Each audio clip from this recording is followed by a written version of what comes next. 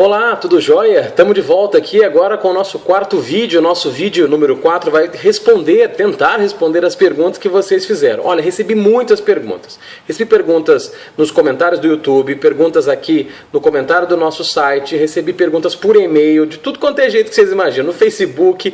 Então o que a gente fez? Em vez de tentar responder as perguntas nominando quem as fez, a gente agrupou essas perguntas em coisas comuns, em assuntos comuns. Então, muitas perguntas se repetem de formas diferentes, claro, mas tem razões, motivos, raízes comuns. Então, por isso que a gente vai estar respondendo as perguntas aqui, mas sem necessariamente citar quem as fez, tá bom? Então, vamos responder a primeira pergunta. A primeira pergunta é o seguinte: como mobilizar as mudanças para pessoas resistentes demais?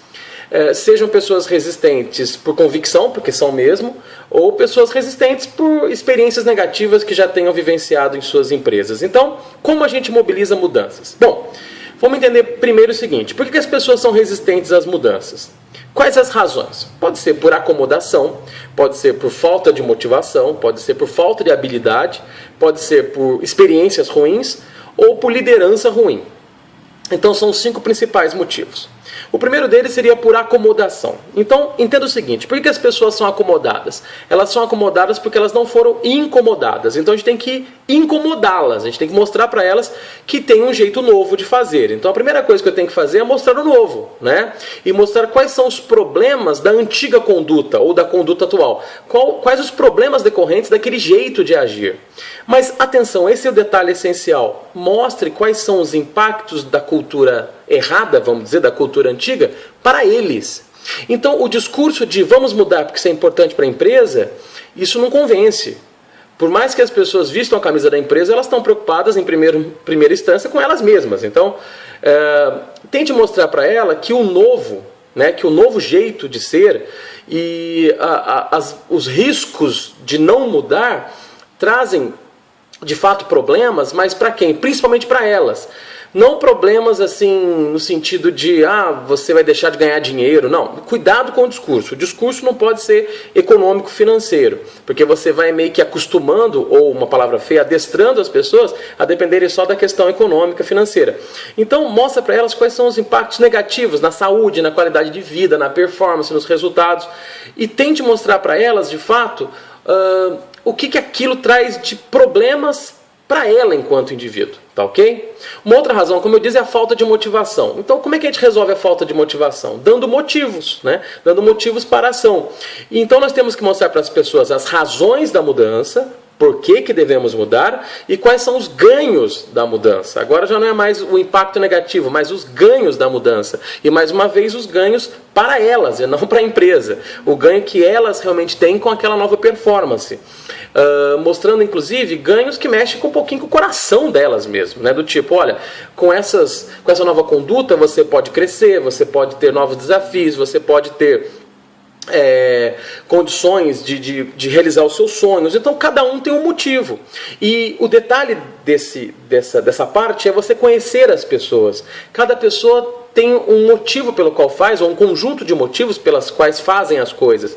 Então não adianta um discurso unificado. O discurso unificado é bom para abrir a conversa, mas é legal depois o líder trabalhar pessoa a pessoa, tentando entender o que as motiva, o que as faz sair da sua zona de conforto e buscar um novo caminho, tá certo? Umas são motivadas por aprendizado, outras por desafios, outras querem tranquilidade, então mostrar que mudar dá a elas um ambiente mais tranquilo, outras querem reconhecimento, enfim, cada um tem o seu motivo para a ação.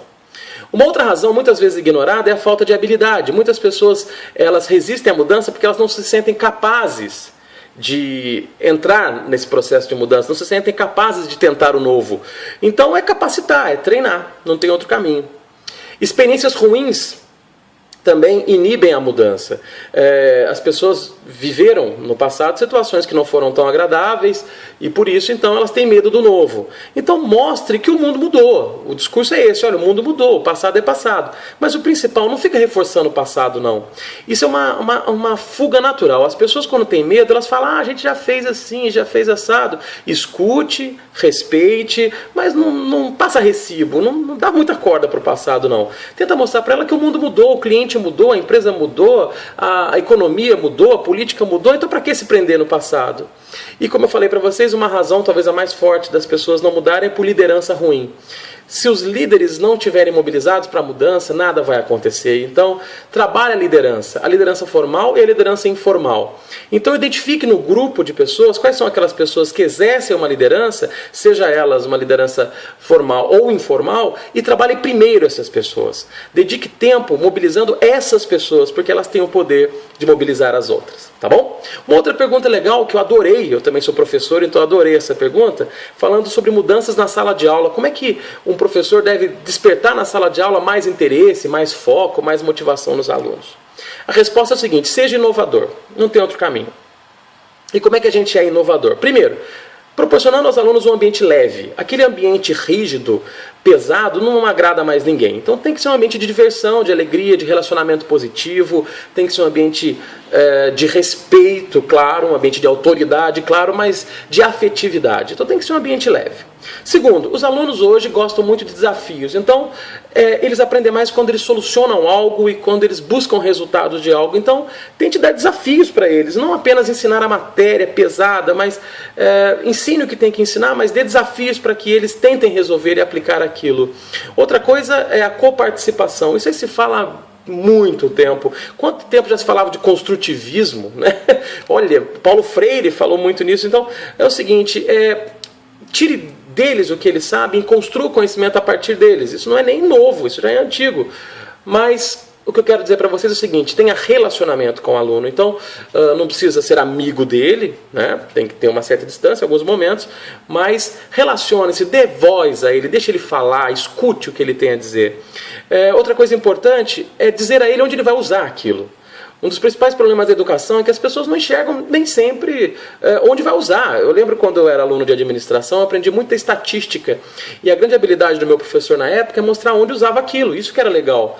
A estatística pela estatística, ela não encanta.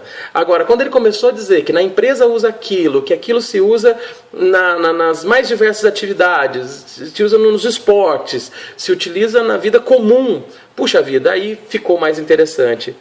Agora, uma coisa que não muda e que vira e mexe volta, e você, professor, tem que ter um cuidado muito grande e tem que usar isso, são histórias. Olha, desde o começo da humanidade, aí você pode buscar na antropologia, o principal jeito de ensinar foi através de histórias, né? Jesus Cristo ensinava com parábolas, os grandes sábios da filosofia ensinavam com perguntas e com parábolas, com histórias. Então é a história do tal do storytelling, né?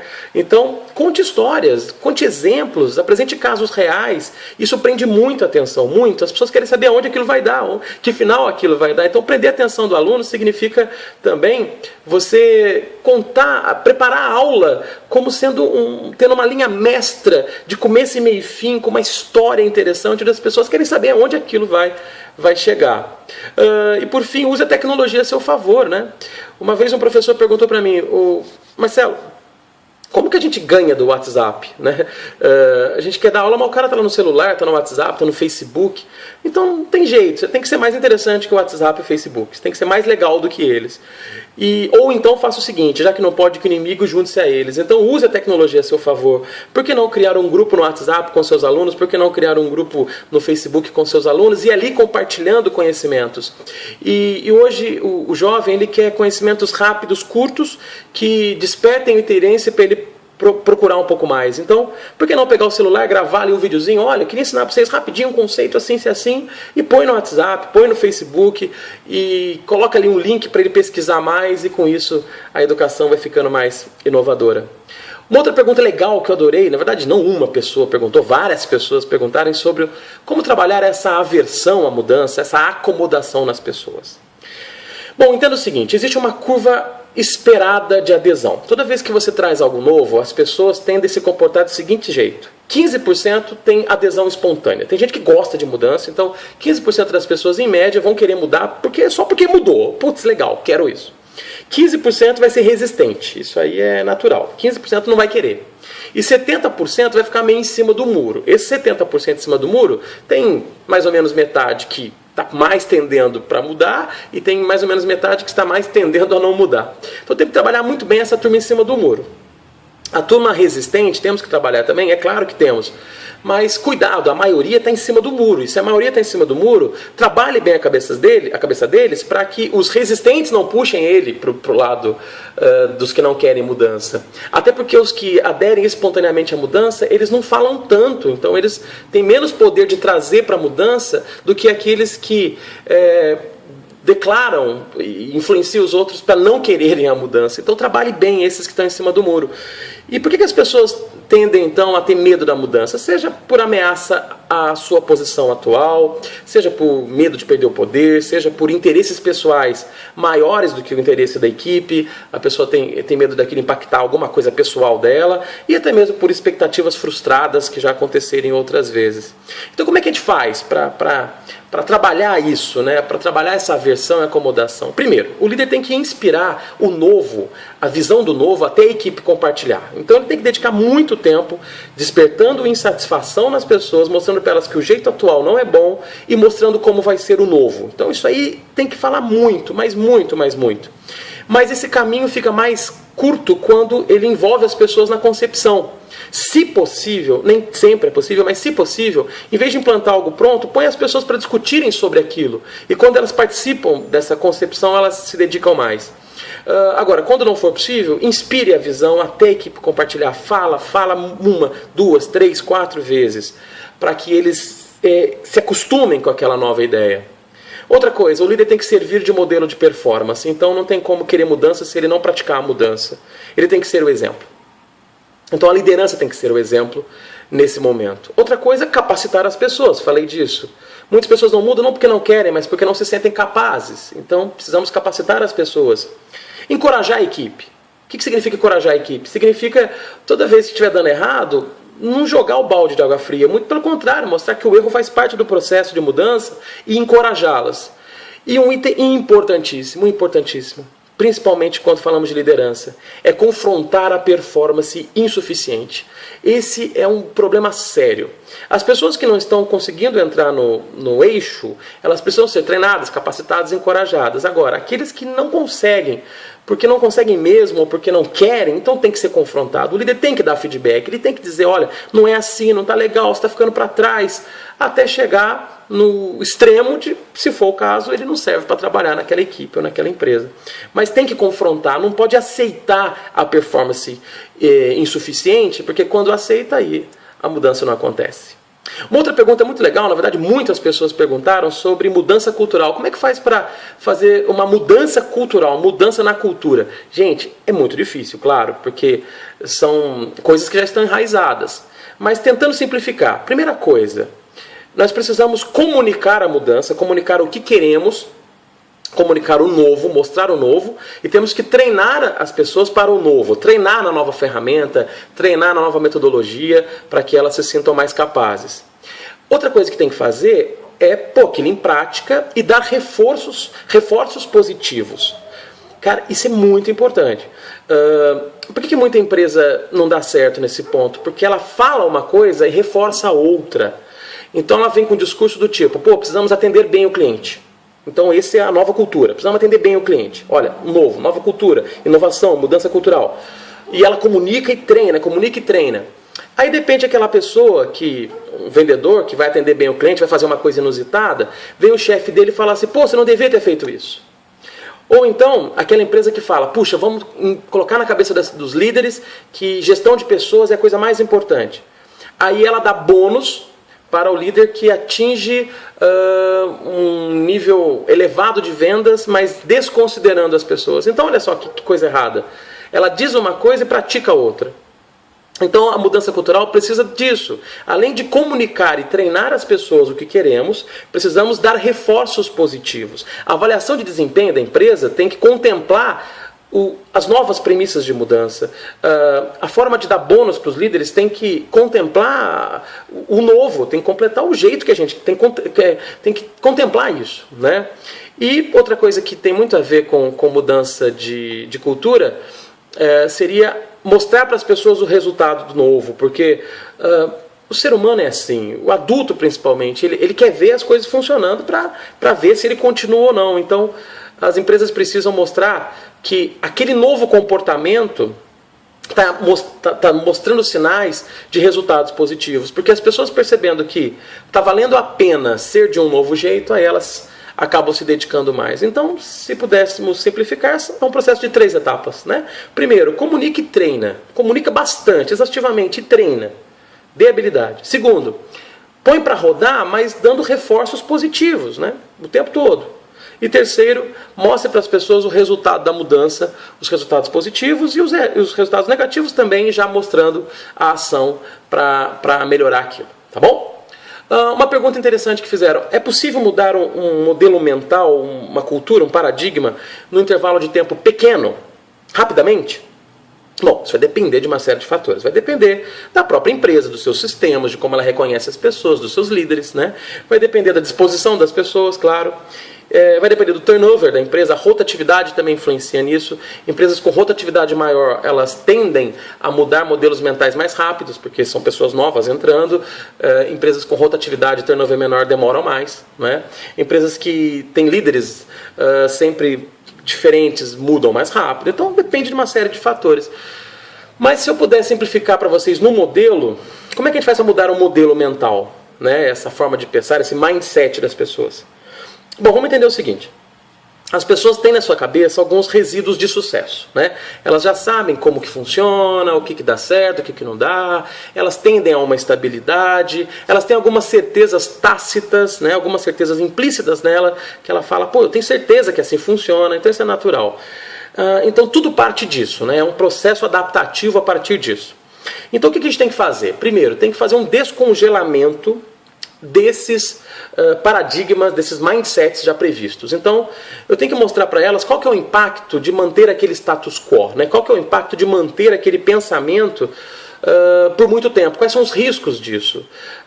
Outra coisa que eu tenho que fazer é dar consciência às pessoas de como o grupo opera, como as coisas acontecem, porque tem gente que não muda, não é porque não quer, é porque elas não perceberam como elas fazem. Então tem que mostrar, olha, o jeito que a gente está fazendo tem risco. E dizendo a elas o significado da mudança, principalmente para elas, enquanto indivíduos. E isso então vai descongelando todo aquilo que já aquelas práticas cristalizadas. Depois que você descongelou, aí você faz o que? A reconstrução. E como é que você reconstrói? Treinando, capacitando, mostrando quais são as novas normas grupais, mostrando quais são as novas ferramentas, os sistemas novos, dando acompanhamento, dando apoio, e também, por que não dizer, estabelecendo alguns rituais e simbologias para que as pessoas olhem aquilo e entendam, putz, é esse o caminho, é por lá que vamos, né? Comunicando. Então você vai reconstruindo aquilo que você primeiro teve que desconstruir. Então você tem que primeiro desconstruir, descongelar para depois construir. Então depois que você reconstruiu, mostrando o novo, aí é a hora de pactuar isso com as pessoas através de um aprendizado coletivo, colocando para funcionar, aceitando o erro, aceitando o acerto e principalmente celebrando e incentivando as boas práticas. Deu certo, incentiva, celebra. Putz, legal, é isso mesmo, parabéns. E dessa forma o novo vai sendo institucionalizado. E uma pergunta muito legal, acho que foi a pergunta que mais eu recebi, foi a seguinte: como realizar mudanças na carreira? E eu entendi essa pergunta da seguinte forma: como mudar de carreira? Tá? Porque mudanças na carreira depende do que você entende. Se você entender assim, eu quero dentro da minha própria carreira fazer mudanças, aí os 3 vídeos anteriores vão te dar bastante reflexão sobre isso. Mas uma pergunta que eu ouvi muito mesmo é: como eu mudo a minha carreira, como eu mudo de carreira, né? Aí eu vou dizer para vocês, não tem uma fórmula mágica, mas a primeira coisa que tem que fazer é fazer um autodiagnóstico dessa história toda, né? Então a primeira coisa é entender o que te apaixona. O que você gosta de fazer? O que realmente tem a ver com o seu legado, com a sua missão, com o seu sentimento de missão cumprida? O que tem a ver com os seus talentos internos, a sua voz interior? Então, o que te apaixona? Mas não é só isso. São 3 coisinhas. Tá? Primeiro, o que te apaixona? Segundo, qual que é o seu potencial? O que você tem habilidade? O que você sabe fazer bem? Né? E terceiro, o que vale a pena colocar no mercado porque tem demanda para isso? É possível ganhar dinheiro com isso? Por que tem essas 3 coisas, gente? Porque aquilo que te apaixona, mas que você não tem habilidade, vai ter problema. Por mais que você desenvolva habilidade para aquilo, se você não passar na veia, no coração, não vai. Agora, se você tem algo que você tem habilidade, mas sabe fazer bem feito, mas não te apaixona ou não dá dinheiro, você vai trabalhar muito e não vai ter resultado. Ou então, fazer aquilo só que dá dinheiro também não vale a pena, porque você vai ser infeliz, né? Imagina só, aquilo te dá dinheiro, mas você não sabe fazer bem feito e não gosta daquilo. Então, uma tríade, é um tripé, né? O que te apaixona, o que você sabe fazer e tem condições de desenvolver e que vale a pena, tem demanda para isso, né? Então, essa é a primeira coisa, entenda isso. O que eu gosto, sei fazer bem, me dá prazer, me dá realização e que eu posso ganhar dinheiro. Então, é a primeira coisa. E a segunda coisa é ter um planejamento para isso, para a mudança. E o planejamento para a mudança significa ter um plano de ação que contemple etapas, né? O que eu vou fazer primeiro, o que eu vou fazer depois, tarará. E principalmente o planejamento financeiro, porque a mudança de carreira normalmente tem impacto financeiro. Vou compartilhar para vocês a minha experiência, não que ela seja a única. Existem outras de sucesso, mas a minha deu certo para mim, por isso que eu vou compartilhar. Eu trabalhei muito tempo como executivo de recursos humanos e, em paralelo, eu sempre me identifiquei muito com a questão de palestrante, professor. Então, o que eu fiz na minha vida? Eu, enquanto era executivo de RH, eu fui trabalhando com aulas, fui trabalhando com palestras. Não era a minha atividade principal. A minha atividade principal era ser profissional de recursos humanos. Mas eu fui fazendo esse outro trabalho e foi muito legal, assim. Por que foi legal? Porque foi me dando mais experiência, foi me dando visibilidade, eu fui criando condições de fazer aquilo melhor, fui aprendendo, fui criando uma carteira de clientes. E o mais interessante, o dinheiro advindo daquilo eu não gastei, eu fui guardando, porque o dinheiro que eu precisava para viver era do meu trabalho principal. Aí depois que eu já tinha uma reserva financeira construída por conta disso, foi a hora de eu dizer não, de eu deixar para trás a minha carreira executiva para migrar para a carreira profissional autônoma, de palestrante, professor, de instituições renomadas, mas sem vínculo empregatício direto. Então, só foi possível porque eu já tinha uma carteira de clientes, só foi possível porque eu já tinha habilidades desenvolvidas, tinha currículo, né, história para contar, e tinha uma reserva financeira. Então isso funcionou para mim, tá? Funcionou muito. Tem pessoas que já têm mudanças mais radicais, elas falam, não, eu vou esquecer minha carreira e vou para outra direto. Dá certo? Pode dar. Só que você tem que ter muita confiança, tem que se dedicar muito e tem que ter também uma reserva financeira, porque senão você corre muito risco, tá certo? Qual que é o problema de fazer do jeito que eu fiz? O problema é que vai chegar uma hora que você fica muito cansado, né? Você vai estar com duas atividades ali. Vai chegar uma hora que você não sabe se você dedica aqui ou ali. Isso tira muita energia. Mas se você encarar como uma coisa transitória e importante, aos pouquinhos você vai apagando uma e vai acendendo a outra, até a hora que você dá um chute na vaquinha, né? Chuta a vaquinha no barranco, chega a hora que você tira a energia daquilo e foca naquilo que realmente você quer fazer, tá certo? Então, é mais ou menos por aí. Queria agradecer a todos vocês por terem assistido os nossos 4 vídeos. Quem não assistiu ainda dá tempo, assiste lá o 1, o 2, o 3. De repente está começando pelo vídeo 4. Muitas perguntas que você tem certamente já foram respondidas no nosso vídeo. E espero encontrar vocês em outros programas de desenvolvimento, em outros cursos, pessoalmente ou virtualmente. E quem sabe eu vou para a sua empresa fazer uma palestra num evento, para os seus líderes, para vocês. Vai ser um prazer encontrar vocês, tá bom? Quem quiser manter contato comigo, esteja sempre nos acessando no site www.marcelodelias.com.br, no Facebook, também nas minhas redes sociais, no Facebook, eu tenho Twitter, tenho LinkedIn. Me procura, você me acha. Eu tenho na minha fanpage do Facebook informações dos meus últimos treinamentos, tem podcasts, tem vídeos, tem artigos, no meu site também tem. Então, vai ser uma oportunidade legal da gente continuar se relacionando. Tá joia? Muito obrigado, valeu mesmo, até o nosso próximo treinamento. Tchau!